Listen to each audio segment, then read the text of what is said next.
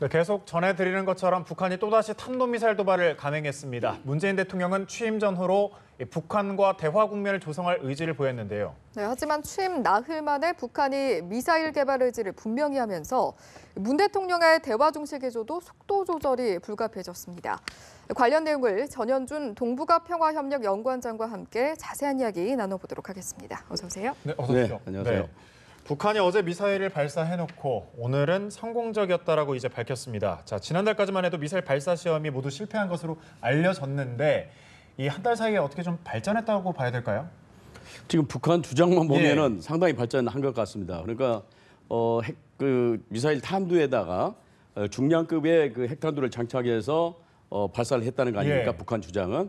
그래서 약 한 2,100km 상공까지 올라가서 치솟아서 약 700km 정도 날아가서 떨어진 건데 그 주장대로 한다면은 재진입 기술까지 확보한 걸로 그렇게 지금 주장하고 있거든요. 사실 그동안에 북한이 12,000km 정도 갈 수 있는 KN-5-8이라고 하는 그런 미사일도 발사한 적이 있거든요. 근데 그동안에 이제 대체로 판단은 재진입 기술은 아직은 아니다. 아직은 미진하다. 그렇게 우리들이 이제 분석해 왔었는데 북한 주장에 따르면 이번엔 중량급의 핵탄두를 장착을 해서 재진입까지 성공한 걸로 그렇게 지금 주장을 하고 있습니다. 다만 이제 우리 국방부도 그렇습니다만 또 미국도 그렇고 아직은 그런 수준까지는 아니지 않느냐. 그러니까 북한이 주장한 그것을 액면대로 믿을 수는 없다. 그런 입장이기는 합니다만은 제 입장에서는 북한이 조금 뻥튀기하는 좀 뻥튀기하는 그런 맛도 있기는 합니다만은 그러나 우리는 항상 최악의 상황을 대비를 해야 되기 때문에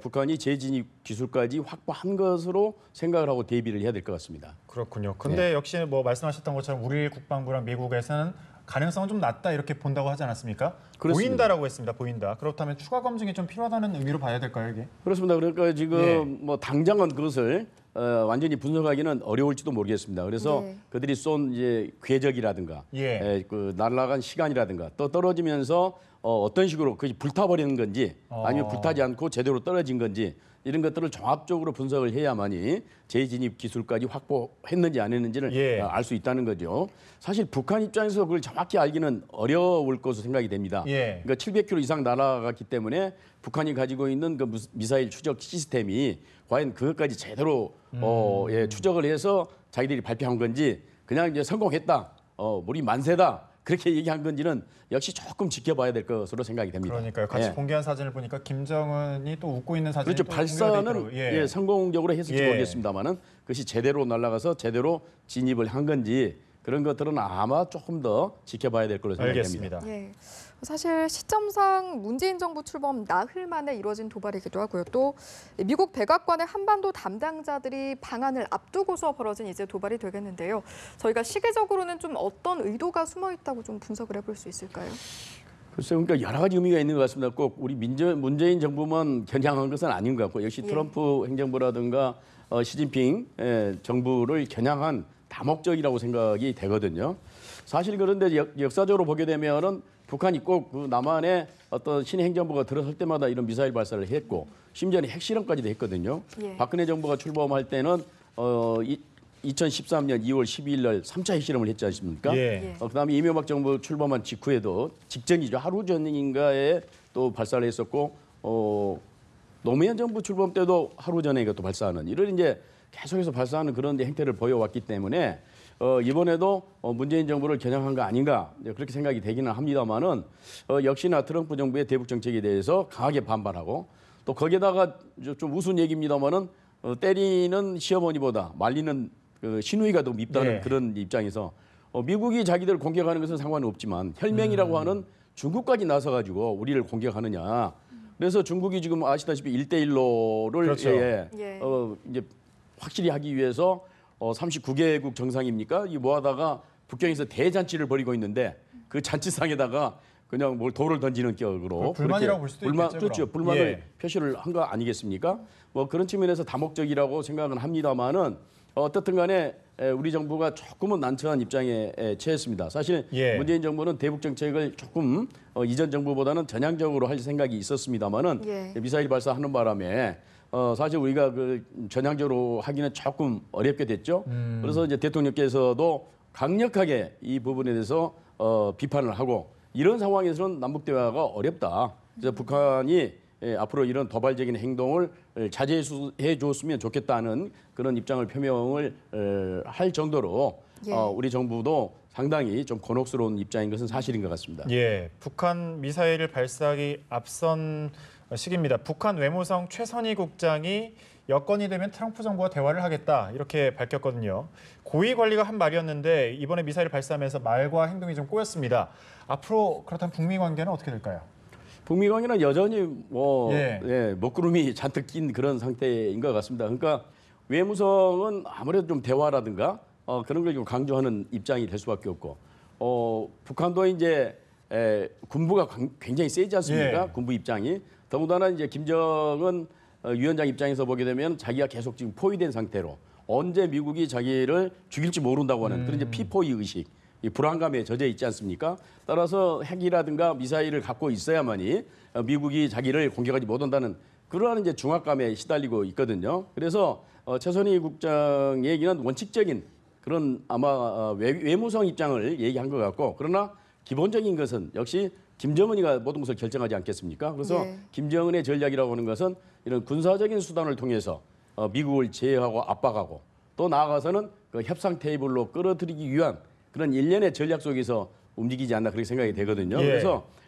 미국이 다행히 대화로 나오면 좋은 거고 만약에 대화로 나오지 않는다고 한다면 자기들은 계속해서 앞으로도 6차 핵실험을 포함한 다양한 이 군사적인 수단을 통해서 미국을 압박하겠다고 하는 그러한 속내를 이번에 비친 것이 아닌가 예. 그렇게 생각이 되거든요. 예. 그래서 저희들이 좀 안타까운 것은 사실 우리 신정부가 등장을 했기 때문에 조금 기다려 주면 좋겠는데 북한의 그런 그 안보 전략이라고 하는 것은 남한을 고려하는 것 같지는 않습니다. 자기들 갈 길을 가는 거지. 예. 남한은 고려하지 않는 그런 안타까운 지금 실정인 것 같습니다. 예. 아무래도 미국 입장에서는 이제 선제 타격설이 조금 수그러들지 않나라는 분석이 나오고 있었는데 좀 강경한 기조로 나설 수밖에 없지 않나 이런 생각도 들거든요. 어떻게 전망하십니까? 그러니까 이제 미국은 군사적인 옵션은 조금 뒤로 빼놓았었죠. 예. 그렇지만 외교적인 경제적인 압박은 계속하는 걸로. 그래서 아주 그 최고 단계로 압박과 이제 그 개입을 하겠다는 그런 입장을 발표하지 않았습니까? 예. 그래서 군사적인 옵션만 아니지 그에 못지않게 북한을 옥죄우는 그래서 심지어는 북한과 거래하는 기업들까지 제재하겠다고 지난번 하원에서 의결을 해버렸거든요. 그런 측면에서 보면 북한이 차라리 군사적으로 미국이 공격을 한다고 한다면 자기들은 뭐 맞짱을 뜬다 할까? 그런 이제 마음까지 돼 있는데 예. 이건 지금 외교적 경제적 압박을 계속하는 것은 이건 정말 이러지도 저러지도 못하는 그런 상황이 지금 봉착해 있지 않습니까? 예. 그래서 아마 미국도 그걸 잘 알기 때문에 계속해서 외교적인 또는 경제적인 압박을 가함으로써 북한의 항복을 받아내려고 하는 그런 전략을 계속 구사하지 않을까 그렇게 생각을 합니다. 예, 네. 앞서 이제 잠깐 언급해 주셨었는데 그 미사일을 쏜 날이 그 중국 1대1로 포럼 개막식 날이었거든요. 그렇습니다. 네네. 정말 잔치집에 그냥 불을 지핀 거죠. 예. 예. 그런데 중국의 중요한 외교 행사가 있을 때마다 이렇게 북한이 도발을 해왔습니다. 중국 측에서는 이번 일을 계기로 좀 대북 압박에 뭐 적극적으로 나서지 않을까요? 그런데 중국 입장이라고 예. 하는 것은 참 미묘하죠. 그러니까 북한을 버릴 수도 없고 취할 수도 없는 일종의 이제 계륵이죠, 계륵. 예. 그런 입장인데 전략적으로 또는 역사적으로 중국은 한반도를 최소한 대동강 이북은 자기들 어떤 그 관할권이라는 그런 생각을 갖고 있어요. 그래서 지난번 트럼프 대통령도 그냥 그 시진핑 주석과 몰래 한 비밀스러운 대화를 폭로를 했지 않습니까? 예.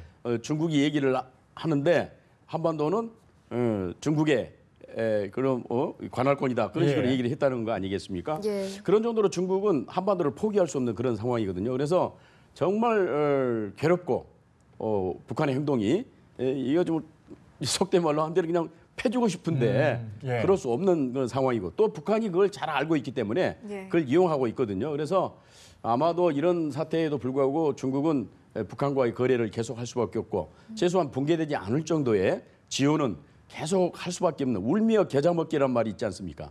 예. 그래서 북한에 대한 그런 지원은 할 수밖에 없는 상황이 아닌가 생각이 되거든요. 앞서 말씀하셨던 네. 계륵과 울며 겨자 먹기가 딱 맞는 뭐 말인가요? 그런 것 예. 같습니다. 네. 예. 우리 정부 이야기로 좀 다시 돌아보면 사실 문재인 대통령은 그동안 여건이 조성되면 북한과 좀 대화를 재개하겠다 이런 입장을 밝히지 않았습니까?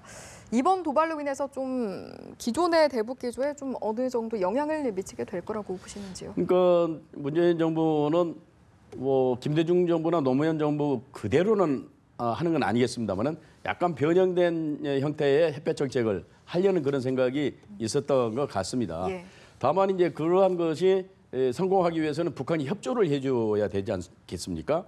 사실 우리는 안보 불안을 계속 느끼고 있는 거고 우리 사회도 보수층이 만만치 않게 두껍거든요. 예. 그런 것을 무시하면서 무조건적으로 대북 정책을 쓸 수는 없는 거 아니겠습니까? 거기에 대해서 김정은 정권도 그 맞장구를 좀 쳐줘야 되는데 예. 안타깝게도 그렇지 않는 상황이거든요. 그렇기 때문에 이번에 대통령께서도 강하게 북한을 비판을 하고 여건을 조성을 해줘야 되지 않느냐는 이제 그런 입장을 표명하지 않았습니까? 따라서 그러한 그 환경이 조성되기 전까지는 아무래도 우리 신정부의 문재인 정부의 대북 정책이 조금은 숨고르기에 들어가는 그래서 조금 시간이 좀 늦어지는 예. 그런 상황으로 가지 않을까 그렇게 생각을 합니다. 대화라는 게 빠른 시기에는 좀 불가능하겠군요. 그렇습니다. 그 대화라는 예. 게 물론 이제 여건을 우리가 만들 필요도 있습니다. 우리가 예. 전향적으로 북한이 그렇게 나쁜 행동을 한다고 하는 것은 이미 우리가 잘 알고 있지 않습니까? 또 앞으로도 나쁜 짓을 분명히 할 겁니다. 예. 뭐 그런 측면에서 적극적으로 우리가 남북 관계를 개선함으로써 북한이 그런 나쁜 짓을 하지 못하도록 할 필요는 또 있습니다만은 그러나 또 우리 이 국민의 정서상 나쁜 짓을 하는데 대화를 하느냐 이런 또 비난이 있을 수 있거든요. 예. 그래서 그 중간 지점에서 이제 어떻게 이제 그 입장을 정할지 좀 곤란한 지경이긴 합니다만은 어떻든 당분간 조금 시간이 필요할 것 같습니다. 네, 북한에서 이제 미사일 시험 발사가 성공했다고 주장을 하면서 다음에 또 어떤 도발을 할지도 사실 좀 궁금해지거든요. 어떤 수순이 있을까요? 그러니까 북한의 전통적인 그 전략을 보게 되면 예. 계속 외부에서 압박을 오게 되면 그 숙인다든가 뭐 항복한다든가 또 후퇴한다든가 그런 게 아니고 오히려 더 강하게 반발하는 그런 경향성을 예. 보여오거든요. 그러니까 예. 자기들이 조금만 이렇게 후퇴를 하게 되면은 더 상대방이 그러니까 특히 미국이겠죠. 더 몰아붙이는 그럴 가능성이 있기 때문에 일제 물러서면 안 된다. 절대로. 그런 예. 생각이 있거든요. 그래서 앞으로도 미사일 도발이라든가 정말 좀 극단적입니다만은 6차 핵실험까지도 우리가 상정을 하고 대비를 해야 될 것입니다. 따라서 우리가 좀 더 적극적으로 어떤 그 외교가 됐든 아니면은 뭐 한미 공조 또는 한중 공조를 통해서 예. 북한이 그런 행동을 하지 못하도록 사전에 좀 예방할 그런 일종의 예방 외교랄까요? 그런 것들은 좀 필요할 것 같습니다. 예, 알겠습니다. 네, 지금까지 전현준 동북아 평화협력연구원장과 자세한 이야기 나눠봤습니다. 오늘 말씀 고맙습니다. 고맙습니다. 네, 감사합니다.